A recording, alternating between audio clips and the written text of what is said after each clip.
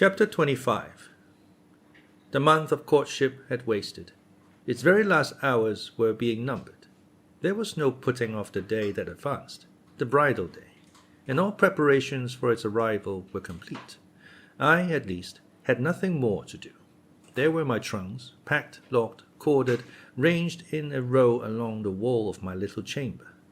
Tomorrow, at this time, they would be far on their road to London, and so should I.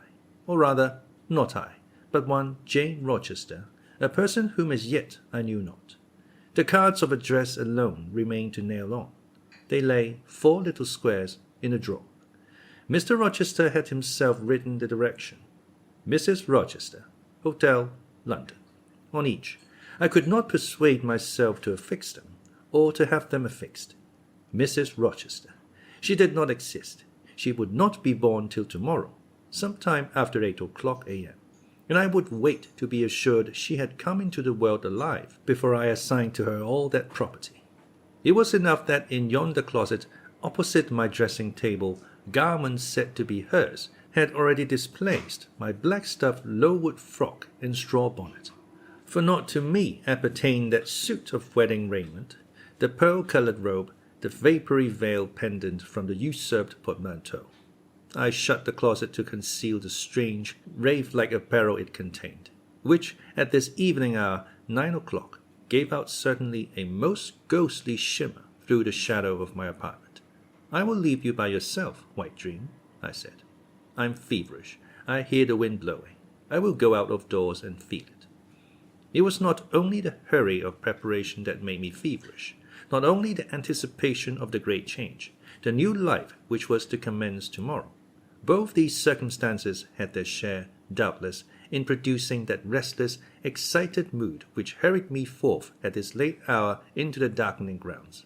But a third cause influenced my mind more than they. I had at heart a strange and anxious thought. Something had happened which I could not comprehend. No one knew of or had seen the event but myself. It had taken place the preceding night. Mr. Rochester that night was absent from home, nor was he yet returned. Business had called him to a small estate of 2 or 3 farms he possessed 30 miles off. Business it was requisite he should settle in person, previous to his meditated departure from England. I waited now his return, eager to disburthen my mind, and to seek of him the solution of the enigma that perplexed me. Stay till he comes, reader, and, when I disclose my secret to him, you shall share the confidence. I sought the orchard, driven to its shelter by the wind, which all day had blown strong and full from the south, without, however, bringing a speck of rain. Instead of subsiding as night drew on, it seemed to augment its rush and deepen its roar. The trees blew steadfastly one way, never writhing round, and scarcely tossing back their boughs once in an hour. So continuous was the strain bending their branchy heads northward, the clouds drifted from pole to pole, fast following, mass on mass. No glimpse of blue sky had been visible that July day. It was not without a certain wild pleasure I ran before the wind, delivering my trouble of mind to the measureless air-torrent thundering through space. Descending the laurel walk, I faced the wreck of the chestnut tree. It stood up black and riven. The trunk, split down the center, gasped ghastly. The cloven halves were not broken from each other, for the firm base and strong roots kept them unsundered below, though community of vitality was destroyed.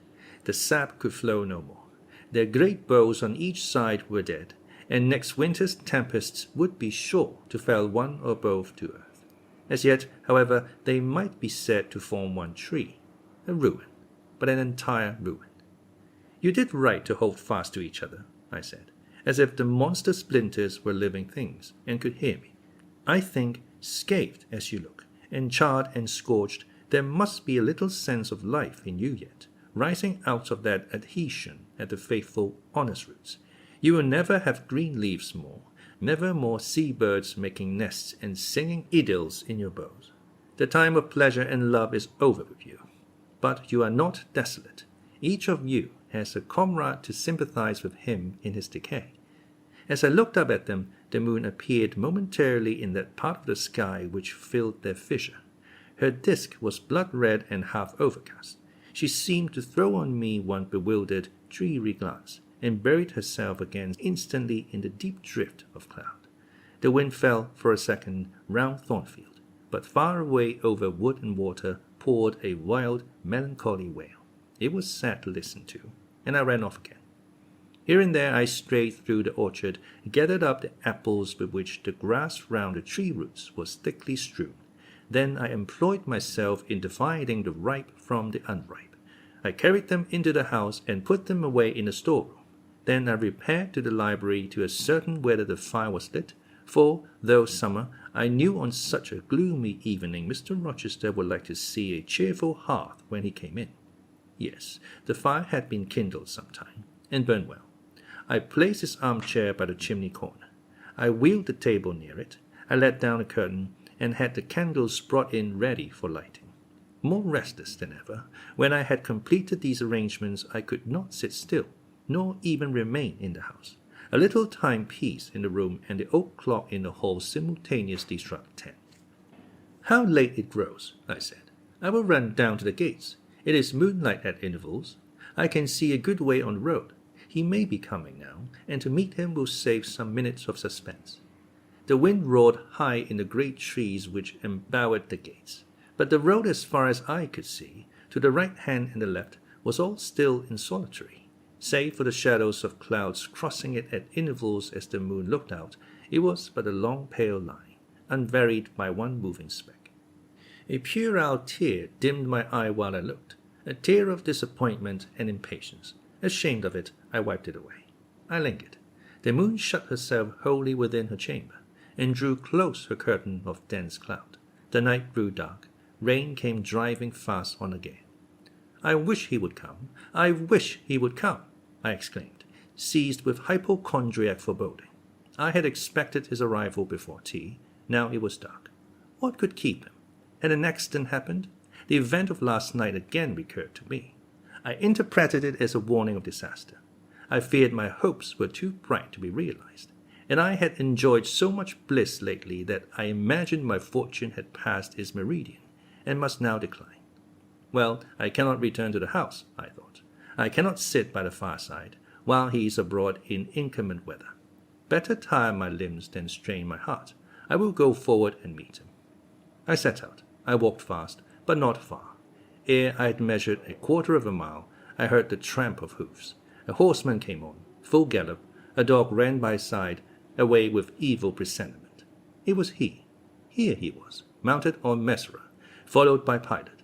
He saw me, for the moon had opened a blue field in the sky, and rode in it watery bright. He took his hat off and waved it round his head. I now ran to meet him.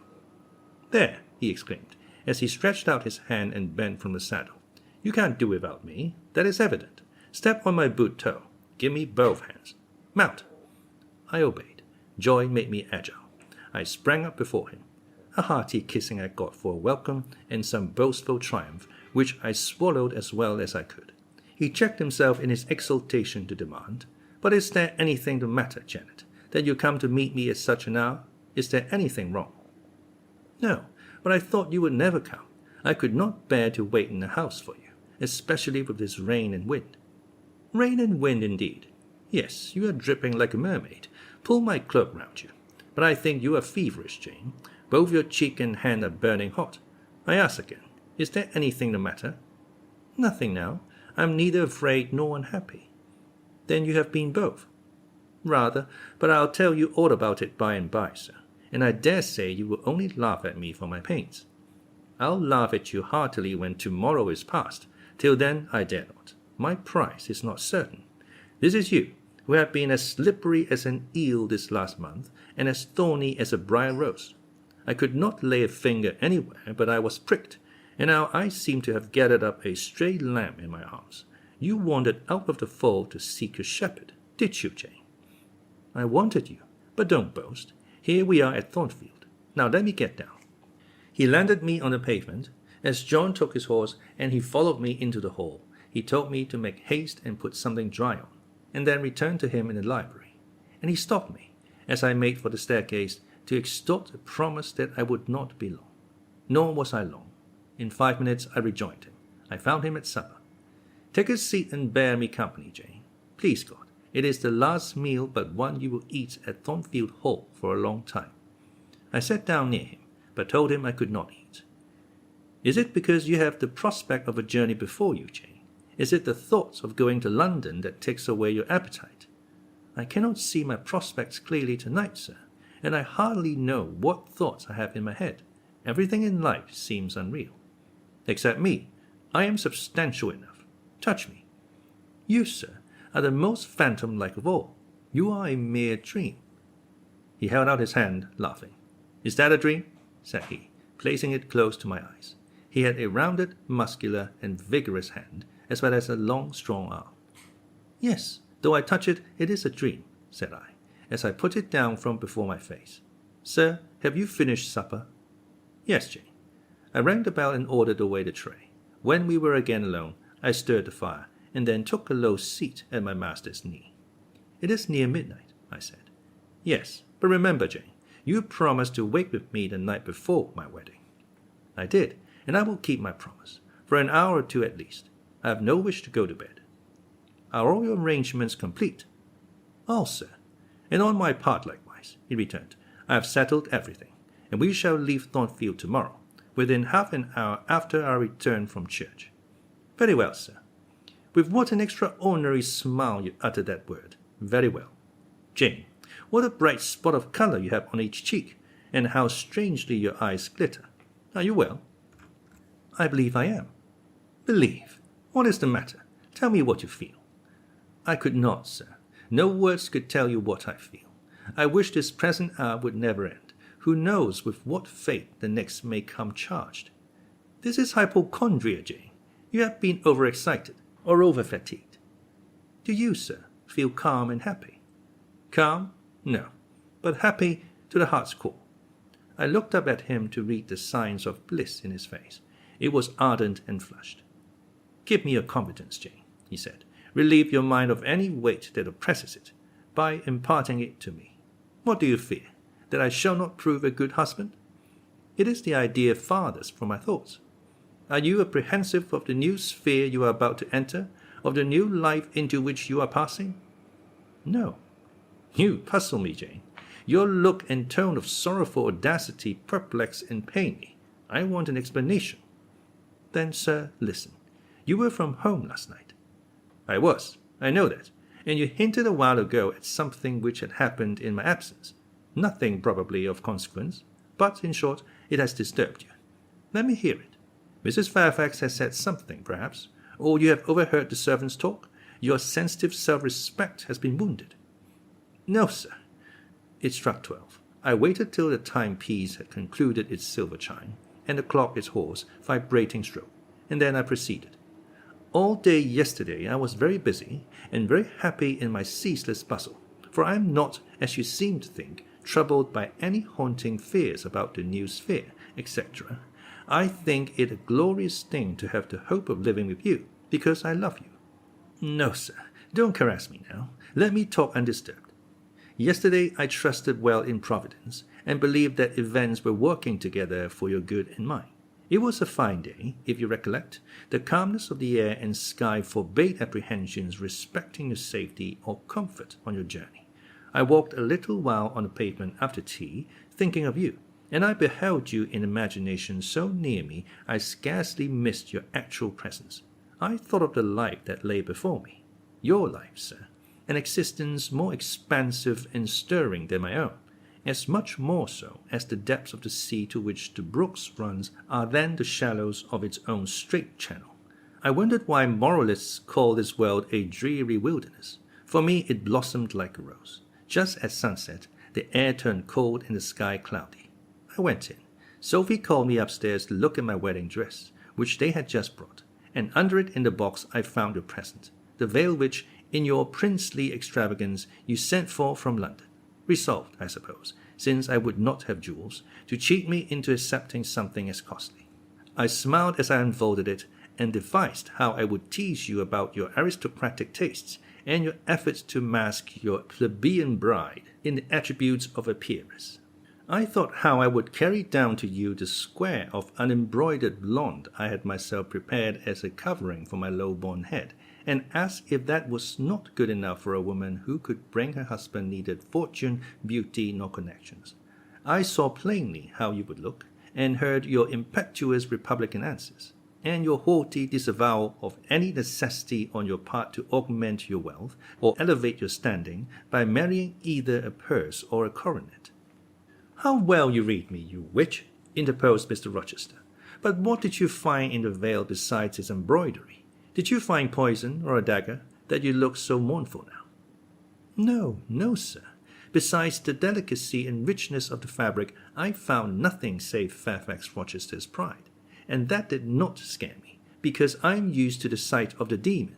But, sir, as it grew dark, the wind rose. It blew yesterday evening, not as it blows now, wild and high, but with a sullen, moaning sound far more eerie. I wished you were at home. I came into this room, and the sight of the empty chair and fireless hearth chilled me.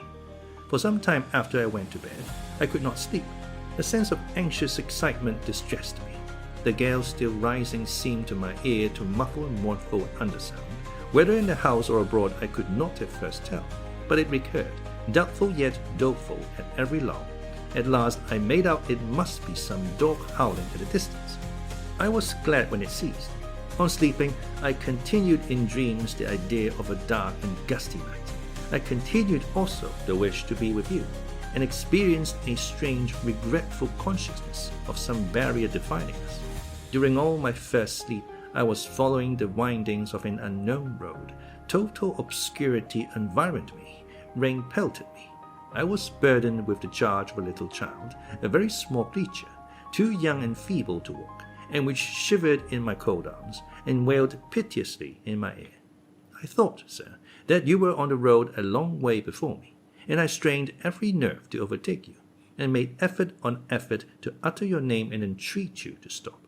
But my movements were fettered, and my voice still died away inarticulate, while you, I felt, withdrew farther and farther every moment. And these dreams weigh on your spirits now, Jane, when I am close to you? Little nervous subject, forget visionary woe, and think only of real happiness. You say you love me, Janet. Yes, I will not forget that, and you cannot deny it. Those words did not die inarticulate on your lips. I heard them clear and soft. A thought too solemn, perhaps, but sweet as music. I think it is a glorious thing to have the hope of living with you, Edward, because I love you. Do you love me, Jane? Repeat it. I do, sir, I do, with my whole heart. Well, he said, after some minutes' silence, it is strange, but that sentence has penetrated my breast painfully. Why? I think because you said it with such an earnest, religious energy, and because your upward gaze at me now is the very sublime of faith, truth, and devotion. It is too much as if some spirit were near me. Look wicked, Jane, as you know well how to look. Coin one of your wild, shy, provoking smiles. Tell me you hate me. Tease me. Vex me. Do anything but move me. I would rather be incensed than saddened. I will tease you and vex you to your heart's content when I have finished my tale, but hear me to the end. I thought, Jane, you had told me all. I thought I had found the source of your melancholy in the dream. I shook my head. What? Is there more? But I will not believe to be anything more important. I warn you of incredulity beforehand. Go on. The disquietude of his air, the somewhat apprehensive impatience of his manner, surprised me, but I proceeded. I dreamed another dream, sir, that Thornfield Hall was a dreary ruin, the retreat of bats and owls. I thought that of all the stately front nothing remained but a shell-like wall, very high and very fragile-looking. I wandered on a moonlight night through the grass-grown enclosure within. Here I stumbled over a marble hearth, and thereover a fallen fragment of cornice. Wrapped up in a shawl, I still carried the unknown little child. I might not lay it down anywhere, however tired were my arms. However much its weight impeded my progress, I must retain it. I heard the gallop of a horse at a distance on the road. I was sure it was you, and you were departing for many years and for a distant country. I climbed the thin wall with frantic, perilous haste, eager to catch one glimpse of you from the top. The stones rolled from under my feet. The ivy branches I grasped gave way. The child clung round my neck in terror and almost strangled me. At last I gained the summit. I saw you like a speck on the white track, lessening every moment. The blast blew so strong I could not stand.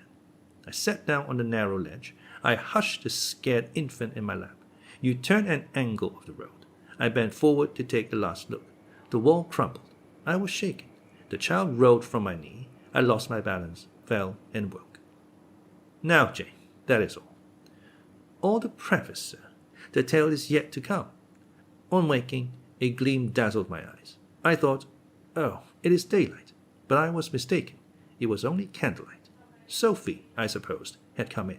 There was a light in the dressing table, and the door of the closet where, before going to bed, I had hung my wedding dress and veil, stood open. I heard a rustling there. I asked, Sophie, what are you doing? No one answered, but a form emerged from the closet. It took the light, held it aloft, and surveyed the garments pendant from the portmanteau. Sophie, Sophie, I again cried, and still it was silent. I had risen up in bed. I bent forward. First surprise, then bewilderment came over me. And then my blood crept cold through my veins. Mr. Rochester, this was not Sophie. It was not Leah. It was not Mrs. Fairfax. It was not. No, I was sure of it, and I am still. It was not even that strange woman, Grace Poole. It must have been one of them, interrupted my master. No, sir. I solemnly assure you to the contrary. The shape standing before me had never crossed my eyes within the precincts of Thornfield Hall before. The height, the contour were new to me. Describe it, Jane. It seemed, sir, a woman, tall and large, with thick and dark hair hanging long down her back. I know not what dress she had on. It was white and straight, but whether gown, sheet, or shroud, I cannot tell. Did you see her face? Not at first, but presently she took my veil from its place. She held it up, gazed at it long, and then she threw it over her own head, and turned to the mirror. At that moment I saw the reflection of the visage and features quite distinctly in the dark oblong glass. And how were they? Fearful and ghastly to me. Oh, sir, I never saw a face like it. It was a discoloured face. It was a savage face. I wish I could forget the roll of the red eyes and the fearful blackened inflation of the lineaments. Ghosts are usually pale, Jane. Yes, sir. It was purple. The lips were swelled and dark, the brow furrowed, the black eyebrows widely raised over the bloodshot eyes. Shall I tell you of what it reminded me? You may. Of the foul German spectre, the vampire. Ah, what did it do? Sir, it removed my veil from its gaunt head, rent it in two parts, and flinging both on the floor, trampled on them. Afterwards, it drew aside the window curtain and looked out. Perhaps it saw dawn approaching, for, taking the candle, it retreated to the door. Just at my bedside, the figure stopped. The fiery eyes glared upon me. She thrust up her candle close to my face and extinguished it under my eyes. I was aware her lurid visage flamed over mine, and I lost consciousness. For the second time in my life, only the second time, I became insensible from terror. Who was with you when you revived? No one, sir, but the broad day.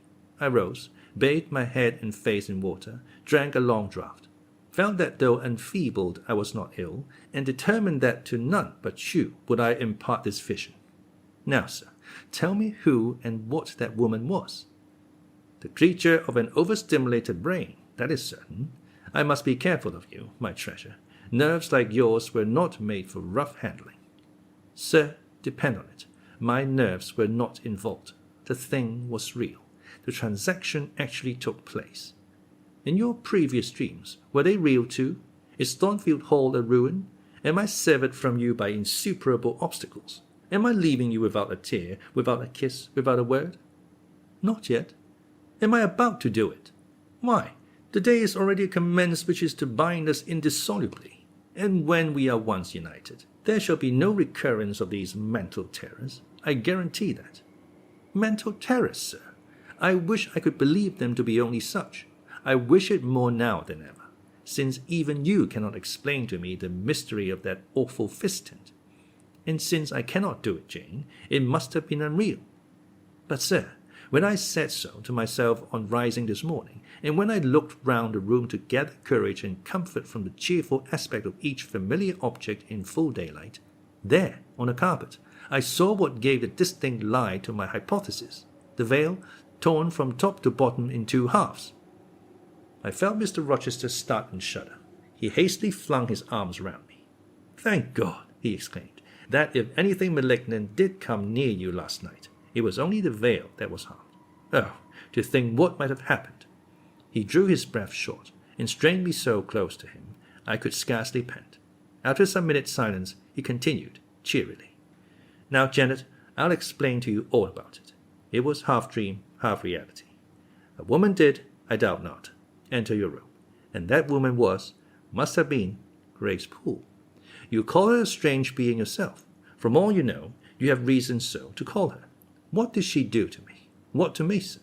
In a state between sleeping and waking, you noticed her entrance and her actions, but feverish, almost delirious as you were, you ascribed to her a goblin appearance different from her own. The long dishevelled hair, the swelled black face, and exaggerated stature were figments of imagination, results of nightmare. The spiteful tearing of the veil was real, and it is like her. I see you would ask why I keep such a woman in my house. When we have been married a year and a day, I will tell you, but not now. Are you satisfied, Jane? Do you accept my solution of the mystery?" I reflected, and in truth it appeared to me the only possible one. Satisfied I was not, but to please him I endeavored to appear so. Relieved I certainly did feel, so I answered him with a contented smile.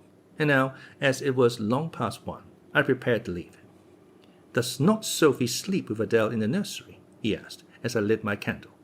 "Yes, sir, and there is room enough in Adèle's little bed for you. You must share it with her tonight, Jane. It is no wonder that the incident you have related should make you nervous, and I would rather you did not sleep alone. Promise me to go to the nursery." "I shall be very glad to do so, sir. And fasten the door securely on the inside. Wake Sophie when you go upstairs, under pretense of requesting her to rouse you in good time tomorrow, for you must be dressed and have finished breakfast before 8. And now, no more sombre thoughts. Chase dull care away, Janet. Don't you hear to what soft whispers the wind had fallen? And there is no more beating of rain against the window panes. Look here, it is a lovely night." It was. Half heaven was pure and stainless. The clouds, now trooping before the wind, which had shifted to the west, were filing off eastward in long silvered columns. The moon shone peacefully. "Well," said Mr. Rochester, gazing inquiringly into my eyes, "how is my Janet now?" "The night is serene, sir, and so am I. And you will not dream of separation and sorrow tonight, but of happy love and blissful union." This prediction was but half fulfilled. I did not indeed dream of sorrow, but as little did I dream of joy, for I never slept at all. With little Adèle in my arms, I watched the slumber of childhood, so tranquil, so passionless, so innocent, and waited for the coming day. All my life was awake and astir in my frame, and as soon as the sun rose, I rose too. I remember Adèle clung to me as I left her. I remember I kissed her as I loosened her little hands from my neck, and I cried over her with strange emotion, and quitted her because I feared my sobs would break her still sound repose.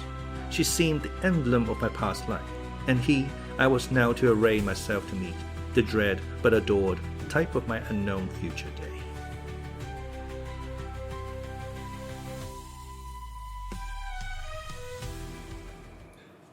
Chapter 26. Sophie came at 7 to dress me. She was very long indeed in accomplishing her task, so long that Mr. Rochester, grown, I suppose, impatient of my delay, sent up to ask why I did not come. She was just fastening my veil to my hair with a brooch. I hurried from under her hands as soon as I could. "Stop!" she cried in French. "Look at yourself in the mirror. You have not taken one peep." So I turned at the door. I saw a robed and veiled figure, so unlike my usual self that it seemed almost the image of a stranger. "Jane!" called the voice, and I hastened down. I was received at the foot of the stairs by Mr. Rochester. "Lingerer," he said, "my brain is on fire with impatience, and you tarry so long." He took me into the dining room, surveyed me keenly all over, pronounced me fair as a lily, and not only the pride of his life, but the desire of his eyes. And then, telling me he would give me but 10 minutes to eat some breakfast, he rang the bell. One of his lately hired servants, a footman, answered it. "Is John getting the carriage ready?" "Yes, sir." "Is the luggage brought down?" "They are bringing it down, sir." "Go you to the church. See if Mr. Wood and the clerk are there. Return and tell me." The church, as the reader knows, was but just beyond the gates, and the footman soon returned. "Mr. Wood is in the vestry, sir, putting on his surplice." "In a carriage?" "The horses are harnessing." "We shall not want it to go to church, but it must be ready the moment we return. All the boxes and luggage arranged and strapped on, and the coachman in his seat." "Yes, sir." "Jane, are you ready?" I rose. There were no groomsmen, no bridesmaids, no relatives to wait for or marshal. None but Mr. Rochester and I. Mrs. Fairfax stood in the hall as we passed. I would fain have spoken to her, but my hand was held by a grasp of iron. I was hurried along by a stride I could hardly follow, and to look at Mr. Rochester's face was to feel that not a second of delay would be tolerated for any purpose. I wonder what other bridegroom ever looked as he did, so bent up to a purpose, so grimly resolute, or who, under such steadfast brows, ever revealed such flaming and flashing eyes. I know not whether the day was fair or foul. In descending the drive, I gazed neither on sky nor earth. My heart was with my eyes, and both seemed migrated into Mr. Rochester's frame. I wanted to see the invisible thing on which, as we went along, he appeared to fasten a glance fierce and fell. I wanted to feel the thoughts whose force he seemed breasting and resisting. At the churchyard wicket he stopped. He discovered I was quite out of breath. "Am I cruel in my love?" he said. "Delay an instant. Lean on me, Jane." And now I can recall the picture of the grey old house of God rising calm before me, of a rook wheeling round the steeple, of a ruddy morning sky beyond. I remember something, too, of the green grave mounds, and I have not forgotten, either, 2 figures of strangers straying amongst the low hillocks and reading the mementos graven on a few mossy headstones. I noticed them, because, as they saw us, they passed round to the back of the church, and I doubted not they were going to enter by the side aisle door and witness the ceremony. By Mr. Rochester they were not observed. He was earnestly looking at my face, from which the blood had, I dare say, momentarily fled, for I felt my forehead dewy, and my cheeks and lips cold. When I rallied, which I soon did, he walked gently with me up the path to the porch. We entered the quiet and humble temple. The priest waited in his white surplice at the lowly altar, the clerk beside him. All was still.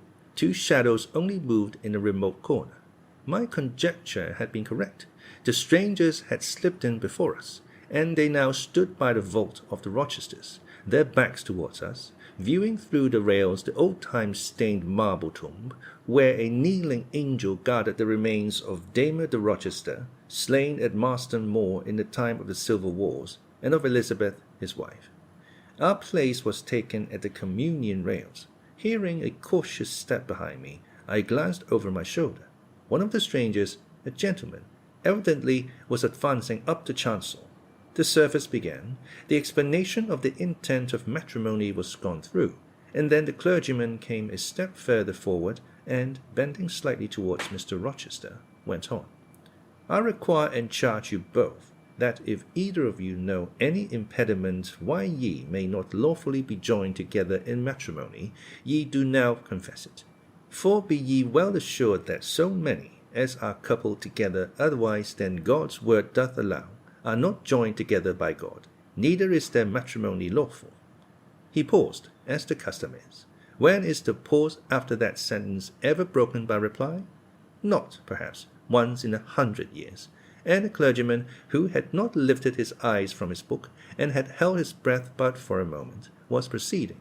His hand was already stretched towards Mr. Rochester, as his lips unclosed to ask, "Wilt thou have this woman for thy wedded wife?" when a distinct and near voice said, "The marriage cannot go on. I declare the existence of an impediment." The clergyman looked up at the speaker and stood mute. The clerk did the same. Mr. Rochester moved slightly, as if an earthquake had rolled under his feet. Taking a firmer footing and not turning his head or eyes, he said, "Proceed." Profound silence fell when he had uttered that word, with deep but low intonation. Presently Mr. Wood said, "I cannot proceed without some investigation into what has been asserted, and evidence of its truth or falsehood." "The ceremony is quite broken off," subjoined a voice behind us. "I am in a condition to prove my allegation. An insuperable impediment to this marriage exists." Mr. Rochester heard, but heeded not. He stood stubborn and rigid, making no movement but to possess himself of my hand. What a hot and strong grasp he had, and how like quarried marble was his pale, firm, massive front at this moment. How his eyes shone, still watchful and yet wild beneath. Mr. Wood seemed at a loss. "What is the nature of the impediment?" he asked. "Perhaps it may be got over, explained away?" "Hardly," was the answer. "I have called it insuperable, and I speak advisedly." The speaker came forward and leaned on the rails. He continued, uttering each word distinctly, calmly, steadily, but not loudly. "It simply consists in the existence of a previous marriage. Mr. Rochester has a wife now living." My nerves vibrated to those low-spoken words as they had never vibrated to thunder. My blood felt their subtle violence as it had never felt frost or fire. But I was collected, and in no danger of swooning. I looked at Mr. Rochester. I made him look at me. His whole face was colourless rock. His eye was both spark and flint. He disavowed nothing. He seemed as if he would defy all things, without speaking, without smiling, without seeming to recognize in me a human being. He only twined my waist with his arm and riveted me to his side. "Who are you?" he asked of the intruder. "My name is Briggs, a solicitor of Street, London." "And you would thrust on me a wife?" "I would remind you of your lady's existence, sir, which the law recognizes, if you do not." "Favor me with an account of her, with her name, her parentage, her place of abode." "Certainly." Mr. Briggs calmly took a paper from his pocket and read out in a sort of official nasal voice. "I affirm and can prove that on the 20th of October, A.D., Edward Fairfax Rochester, of Thornfield Hall, in the county of, and of Ferndean Manor, in Shire, England, was married to my sister, Bertha Antoinette Mason, daughter of Jonas Mason, merchant, and of Antoinetta his wife, a Creole, at church, Spanish Town, Jamaica. The record of the marriage will be found in the register of that church. A copy of it is now in my possession. Signed, Richard Mason." That, if a genuine document, may prove I have been married, but it does not prove that the woman mentioned therein as my wife is still living. "She was living 3 months ago," returned the lawyer. "How do you know?" "I have a witness to the fact, whose testimony even you, sir, will scarcely controvert." "Produce him, or go to hell." "I will produce him first. He is on the spot. Mr. Mason, have the goodness to step forward." Mr. Rochester, on hearing the name, set his teeth. He experienced, too, a sort of strong convulsive quiver. Near to him as I was, I felt the spasmodic movement of fury or despair run through his frame. The second stranger, who had hitherto lingered in the background, now drew near. A pale face looked over the solicitor's shoulder. Yes, it was Mason himself. Mr. Rochester turned and glared at him. His eye, as I have often said, was a black eye. It had now a tawny, nay, a bloody light in its gloom, and his face flushed. Olive cheek and hueless forehead received a glow as from spreading, ascending hot fire, and he stirred, lifted his strong arm. He could have struck Mason, dashed him on the church floor, shocked by ruthless blow the breath from his body. But Mason shrank away and cried faintly. Good God! Contempt fell cool on Mr. Rochester. His passion died as if a blight had shriveled it up. He only asked, "What have you to say?" An inaudible reply escaped Mason's white lips. "The devil is in it if you cannot answer distinctly. I again demand, what have you to say?" Sir, interrupted the clergyman, "do not forget you are in a sacred place." Then addressing Mason, he inquired gently, "Are you aware, sir, whether or not this gentleman's wife is still living?" "Courage," urged the lawyer. "Speak out." "She is now living at Thornfield Hall," said Mason, in more articulate tones. I saw her there last April. I am her brother." "At Thornfield Hall," ejaculated the clergyman. "Impossible. I am an old resident in this neighborhood, sir, and I never heard of a Mrs. Rochester at Thornfield Hall." I saw a grim smile contort Mr. Rochester's lips, and he muttered, "No, by God, I took care that none should hear of it, or of her under that name." He mused. For 10 minutes he held counsel with himself. He formed his resolve, and announced it. "Enough. All shall bolt out at once, like the bullet from the barrel. Wood, close your book and take off your surplice. John Green, leave the church. There will be no wedding today." The man obeyed. Mr. Rochester continued hardly and recklessly. "Bigamy is an ugly word. I meant, however, to be a bigamist. But fate has outmaneuvered me, or Providence has checked me, perhaps the last. I am little better than a devil at this moment, and, as my pastor there would tell me, deserve no doubt the sternest judgments of God, even to the quenchless fire and deathless word. Gentlemen, my plan is broken up. What this lawyer and his client say is true. I have been married, and the woman to whom I was married lives. You say you never heard of a Mrs. Rochester at the house up yonder, Wood, but I dare say you have many a time inclined your ear to gossip about the mysterious lunatic kept there under watch and ward. Some have whispered to you that she is my bastard half-sister, some my cast-off mistress. I now inform you that she is my wife, whom I married 15 years ago, Bertha Mason by name, sister of this resolute personage, who is now, with his quivering limbs and white cheeks, showing you what a stout heart men may bear. Cheer up, Dick. Never fear me. I'd almost as soon strike a woman as you. Bertha Mason is mad, and she came of a mad family. Idiots and maniacs through 3 generations. Her mother, the Creole, was both a mad woman and a drunkard, as I found out after I had wed the daughter, for they were silent on family secrets before. Bertha, like a dutiful child, copied her parent in both points. I had a charming partner, pure, wise, modest. You can fancy I was a happy man. I went through rich scenes. Oh, my experience has been heavenly, if you only knew it. But I owe you no further explanation.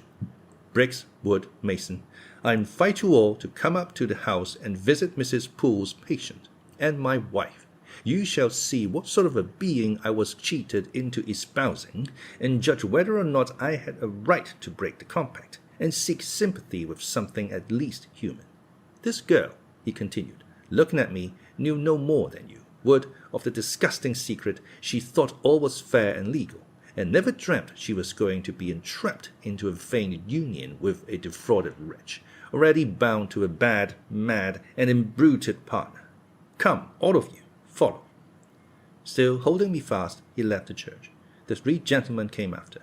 At the front door of the hall we found a carriage. "Take it back to the coach house, John," said Mr. Rochester coolly. "It will not be wanted today." At our entrance, Mrs. Fairfax, Adèle, Sophie, Leah advanced to meet and greet us. "To the right about, every soul," cried the master. "Away with your congratulations. Who wants them? Not I. They are 15 years too late."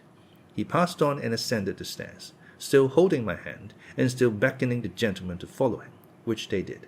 We mounted the first staircase, passed up the gallery, proceeded to the 3rd story. The low black door, opened by Mr. Rochester's master key, admitted us to the tapestried room, with its great bed and its pictorial cabinet. "You know this place, Mason," said our guide. "She bit and stabbed you here." He lifted the hangings from the wall, uncovering the 2nd door. This, too, he opened. In a room without a window, there burnt a fire guarded by a high and strong fender, and a lamp suspended from the ceiling by a chain. Grace Poole bent over the fire, apparently cooking something in a saucepan. In the deep shade, at the farther end of the room, a figure ran backwards and forwards. What it was, whether beast or human being, one could not, at first sight, tell. It grovelled, seemingly, on all fours. It snatched and growled like some strange wild animal, but it was covered with clothing, and a quantity of dark grizzled hair, wild as mane, hid its head and face. "Good morrow, Mrs. Poole," said Mr. Rochester. "How are you, and how is your charge today?" "We're tolerable, sir, I thank you," replied Grace, lifting the boiling mess carefully onto the hob. "Rather snappish, but not rageous." A fierce cry seemed to give the lie to a favourable report. The clothed hyena rose up, and stood tall on its hind feet. "Ah, sir, she sees you," exclaimed Grace. "You'd better not stay." "Only a few moments, Grace. You must allow me a few moments." "Take care, then, sir. For God's sake, take care." The maniac bellowed. She parted her shaggy locks from her visage, and gazed wildly at her visitors. I recognized well that purple face, those bloated features. Mrs. Poole advanced. "Keep out of the way," said Mr. Rochester, thrusting her aside. "She has no knife now, I suppose, and I'm on my guard." "One never knows what she has, sir. She is so cunning. It is not in mortal discretion to fathom her craft." "We had better leave her," whispered Mason. "Go to the devil," was his brother-in-law's recommendation. "Where?" cried Grace. The three gentlemen retreated simultaneously. Mr. Rochester flung me behind him. The lunatic sprang and grappled his throat viciously, and laid her teeth to his cheek. They struggled. She was a big woman, in stature almost equaling her husband, and corpulent besides. She showed virile force in the contest. More than once she almost throttled him, athletic as he was. He could have settled her with a well-planted blow, but he would not strike, he would only wrestle. At last he mastered her arms. Grace Poole gave him a cord, and he pinioned them behind her. With more rope, which was at hand, he bound her to a chair. The operation was performed amidst the fiercest yells and the most convulsive plunges. Mr. Rochester then turned to the spectators. He looked at them with a smile both acrid and desolate. "That is my wife," said he. "Such is the sole conjugal embrace I am ever to know. Such are the endearments which are to solace my leisure hours. And this is what I wish to have, this young girl, who stands so grave and quiet at the mouth of hell, looking collectedly at the gambols of a demon. I wanted her just as a change after that fierce ragout. Wood and bricks, look at the difference. Compare these clear eyes with the red balls yonder, this face with that mask, this form with that bulk. Then judge me, priests of the gospel and men of the law, and remember with what judgment ye judge ye shall be judged. Off with you now. I must shut up my prize." We all withdrew. Mr. Rochester stayed a moment behind us, to give some further order to Grace Poole. The solicitor addressed me as he descended the stair. "You, madam," said he, "are cleared from all blame. Your uncle will be glad to hear it, if indeed he should be still living, when Mr. Mason returns to Madeira." "My uncle? What of him? Do you know him?" "Mr. Mason does. Mr. Eyre has been the Funchal correspondent of his house for some years. When your uncle received your letter intimating the contemplated union between yourself and Mr. Rochester, Mr. Mason, who was staying at Madeira to recruit his health on his way back to Jamaica, happened to be with him. Mr. Eyre mentioned the intelligence, for he knew that my client here was acquainted with a gentleman of the name of Rochester. Mr. Mason, astonished and distressed as you may suppose, revealed the real state of matters. Your uncle, I am sorry to say, is now on a sick-bed, from which, considering the nature of his disease, decline, and the stage it has reached, it is unlikely he will ever rise. He could not then hasten to England himself, to extricate you from the snare into which you had fallen, but he implored Mr. Mason to lose no time in taking steps to prevent a false marriage. He referred him to me for assistance.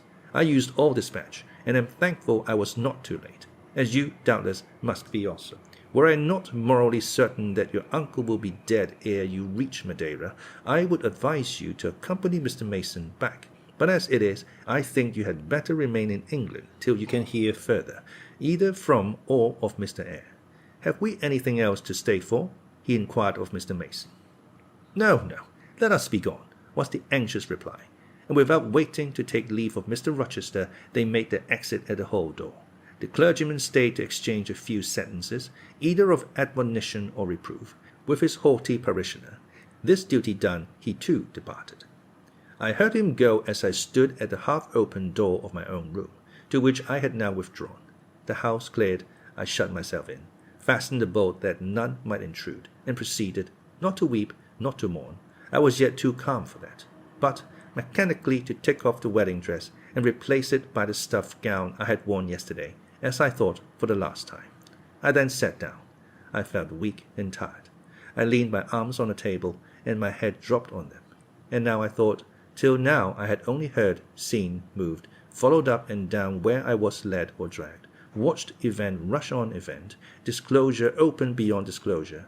But now, I thought, the morning had been a quiet morning enough, all except the brief scene with the lunatic. The transaction in the church had not been noisy. There was no explosion of passion, no loud altercation, no dispute, no defiance or challenge, no tears, no sobs. A few words had been spoken, a calmly pronounced objection to the marriage made, some stern, short questions put by Mr. Rochester, answers, explanations given, evidence adduced. An open admission of the truth had been uttered by my master. Then the living proof had been seen. The intruders were gone, and all was over. I was in my own room as usual, just myself, without obvious change. Nothing had smitten me, or scathed me, or maimed me. And yet where was the Jane Eyre of yesterday? Where was her life? Where were her prospects? Jane Eyre, who had been an ardent, expectant woman, almost a bride, was a cold, solitary girl again. Her life was pale. Her prospects were desolate. A Christmas frost had come at midsummer. A white December storm had welled over June. Ice glazed the ripe apples. Drifts crushed the blowing roses. On hayfield and cornfield lay a frozen shroud. Lanes which last night blushed full of flowers, today were pathless with untrodden snow. And the woods, which 12 hours since waved leafy and fragrant as groves between the tropics, now spread waste, wild, and white as pine forests in wintry Norway. My hopes were all dead, struck with a subtle doom, such as in one night fell on all the firstborn in the land of Egypt. I looked on my cherished wishes, yesterday so blooming and glowing. They lay stark, chill, livid corpses that could never revive. I looked at my love, that feeling which was my master's, which he had created. It shivered in my heart, like a suffering child in a cold cradle. Sickness and anguish had seized it. It could not seek Mr. Rochester's arms. It could not derive warmth from his breast. Oh, never more could it turn to him, for faith was blighted, confidence destroyed. Mr. Rochester was not to me what he had been, for he was not what I had thought him. I would not ascribe vice to him. I would not say he had betrayed me. But the attribute of stainless truth was gone from his idea, and from his presence I must go. That I perceived well. When, how, whither, I could not yet discern, but he himself, I doubted not, would hurry me from Thornfield. Real affection, it seemed, he could not have for me. It had been only fitful passion. That was bold. He would want me no more. I should fear even to cross his path now. My view must be hateful to him. Oh, how blind had been my eyes, how weak my conduct. My eyes were covered and closed. Eddying darkness seemed to swim round me, and reflection came in as black and confused a flow. Self-abandoned, relaxed, and effortless, I seemed to have laid me down in the dried-up bed of a great river. I heard a flood loosen in remote mountains, and felt the torrent come. To rise I had no will. To flee I had no strength. I lay faint, longing to be dead. One idea only still throbbed lifelike within me, a remembrance of God. It begot an unuttered prayer. These words went wandering up and down in my rayless mind, as something that should be whispered, but no energy was found to express them. Be not far from me, for trouble is near. There is none to help. It was near, and as I had lifted no petition to heaven to avert it, as I had neither joined my hands, nor bent my knees, nor moved my lips, it came. In full heavy swing the torrent poured over me. The whole consciousness of my life lorn, my love lost, my hope quenched, my faith death-struck, swayed full and mighty above me in one sullen mass. That bitter hour cannot be described. In truth, the waters came into my soul. I sank in deep mire. I felt no standing. I came into deep waters. The floods overflowed me.